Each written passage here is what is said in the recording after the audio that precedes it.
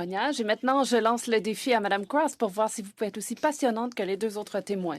Eh bien, je vais faire de mon mieux, mais en 8 minutes, ce sera difficile. Bonjour. Merci de cette occasion de comparaître devant vous et de vous faire part de certaines de mes réflexions au sujet du projet de loi C-78. Je suis directrice juridique de Lakes Blues Support and Resource Center à Durham, en Ontario.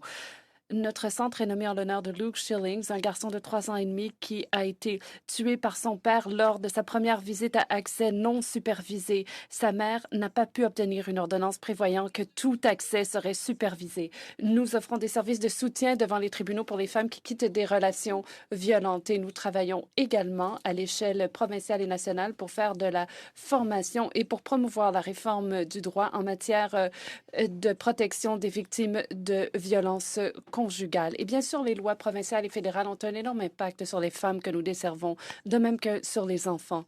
Donc, nous sommes très actifs dans ce domaine. Nous sommes ravis de voir l'arrivée du projet de loi C-78. La loi sur le divorce n'a pas été modifiée depuis 20 ans et pendant cette période, les réalités des familles canadiennes ont grandement changé.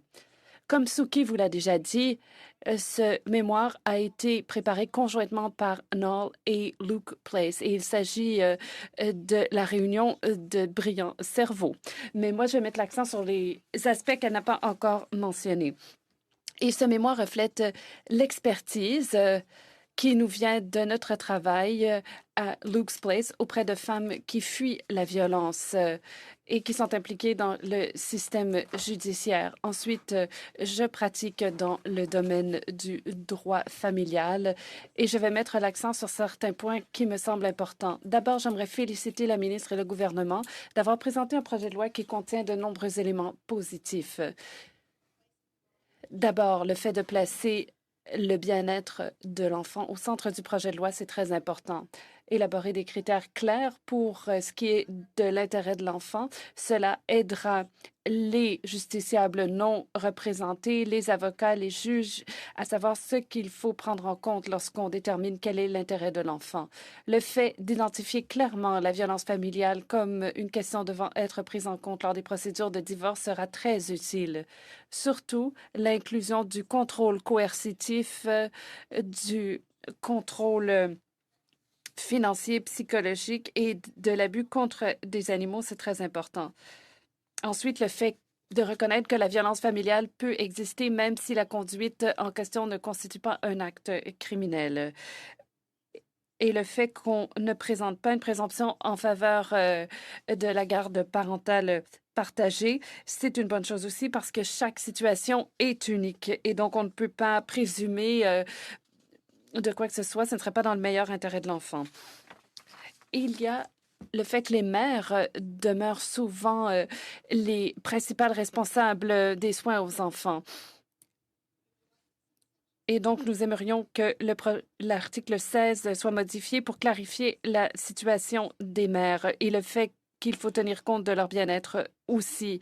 Et il ne faut pas que leur comportement soit qualifié d'aliénation parentale dans certains cas. L'article 16-C exige que chaque conjoint soutienne la relation entre l'enfant et l'autre conjoint. Et l'article 16-3I exige que les conjoints communiquent entre eux pour toutes les questions touchant l'enfant. Notre travail avec les femmes nous a montré à plusieurs occasions que ce n'est pas approprié dans des cas de violence familiale. La communication et la coopération peuvent être impossibles lorsque le conjoint abusif se livre à des comportements de coercition et de contrôle. Cela place les femmes dans des situations où elles risquent de subir des abus physiques et émotionnels, y compris de la violence mortelle, et les enfants pourront vivre dans un environnement de crainte.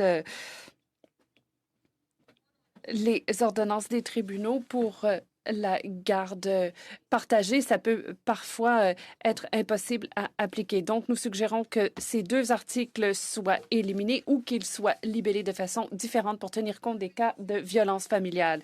L'article 16.2.1 établit le principe voulant qu'un enfant devrait passer autant de temps que possible avec chaque parent dans la mesure où cela est conforme à ses intérêts. Ça, c'est très problématique pour les femmes qui ont quitté un conjoint abusif et qui ont des préoccupations sincères et légitimes à l'égard de la situation de leur enfant lorsqu'ils se trouvent avec leur père. Il faut absolument en tenir compte.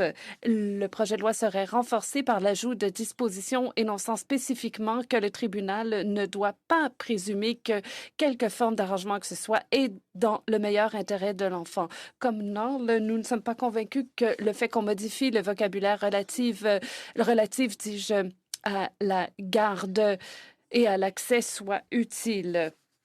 La définition de la responsabilité en matière de prise de décision au début du projet de loi est assez générale et pas suffisamment détaillée. Si on combine cela à l'article 16.23 qui dit qu'une personne qui exerce du temps parental a l'autorité exclusive de prendre des décisions quotidiennes crée une ouverture pour un conjoint abusif qui pourrait intervenir ou s'ingérer dans la responsabilité de l'autre conjoint à l'égard des décisions sur les enfants. Les vies des enfants ne se partagent pas entre des grandes décisions et des décisions quotidiennes. Et cette réalité pourrait facilement être manipulée par un conjoint qui veut maintenir le contrôle sur l'autre conjoint plutôt que de veiller au meilleur intérêt de l'enfant. Et donc, cette liste n'est pas exhaustive, mais elle illustre le type de décision qu'un parent qui a la responsabilité décisionnelle pourrait prendre. Les décisions quotidiennes ne doivent pas entrer en conflit avec les décisions prises par le parent qui a la responsabilité parentale. Vous serez peut-être surpris, mais nous ne sommes pas contre le recours à des mécanismes de règlement des différends, même lorsqu'il y a violence familiale, parce que nous avons constaté que certaines femmes ont bien apprécié ce processus, mais nous ne croyons pas que les mécanismes de règlement des différends doivent recevoir la priorité par rapport au processus devant les tribunaux. Les familles ont des besoins différents, des situations différentes et doivent être mises au courant de toutes les possibilités de règlement de leurs différends familiales. Il devrait y avoir une référence à la violence familiale dans les dispositions sur le règlement des différends familiaux. Et les conseillers juridiques devraient avoir l'obligation de vérifier s'il y a de la violence familiale dans tous les cas.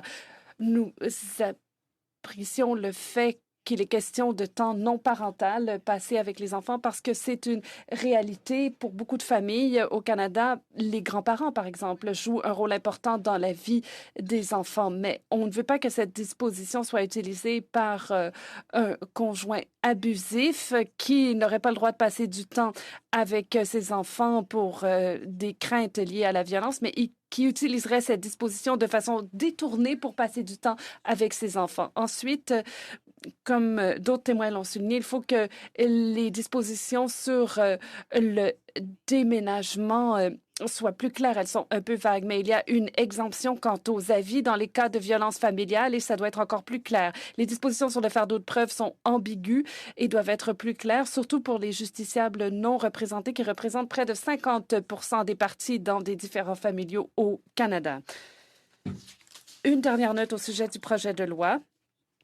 Nous n'avons pas fait de commentaires sur certaines dispositions dans notre mémoire, mais nous sommes tout à fait en faveur des dispositions du projet de loi qui vont rendre plus facile la divulgation des revenus et l'exécution des ordonnances alimentaires. Il y a beaucoup de femmes qui vivent dans la pauvreté après un divorce parce que le système est lourd et lent.